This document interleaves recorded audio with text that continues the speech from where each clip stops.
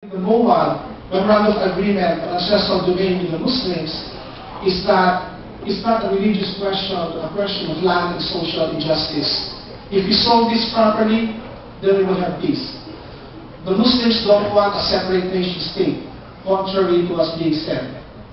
I think the communists will negotiate properly if they see an authentic attempt to redress the economic inequalities in this country. As far as for landlords and private armies, they're going to be totally abolished. There's zero tolerance for private armies. And the Busaya. One question from a journalism student. What is your definite program for cheap energy? Because without energy, you cannot have economic progress. Okay, one of my favorite programs to achieve cheap energy, and unfortunately this is in the legislative side, but we're going to make a good case in the executive side, is to install the so-called smart grid system. The smart grid system allows not only the kind of independent power producers on a large scale, but it allows almost every household to become a power producer. What the smart grid does is that it allows you to produce into solar power to wind energy. The surplus energy you can put into the grid.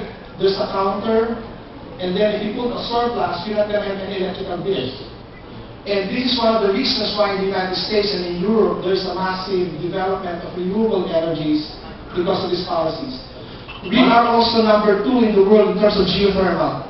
I think we should maintain our exploration of geothermal resources. I don't think we should rely on nuclear power. It's a useless effort to revive the Bataan nuclear power plant because I know from the inside that plant can never operate even if you fix it for $6 billion. It's totally flawed in terms of the design and construction. So, renewable energies, new design for grid, new regulatory policy, in the end we have cheap energy. By the way, solar energy's massive development is expected to become cheaper than oil in 2015. So I don't think we should lock ourselves up with pollutive technologies like coal. There are many more questions that need to be asked. However, we don't have the luxury of time. What we are going to do is we will forward your questions to the presidential aspirants themselves, and as much as possible, we are going to try and get them aired locally in GNN. Internationally, it's going to be aired on cacnews.org, cacnews.org USA. That is the San Diego-based organization that is now working on, right now, on the floor. They're documenting this in film, and they will show it on television, on the internet, of course, with the cooperation and collaboration of Coca-Cola.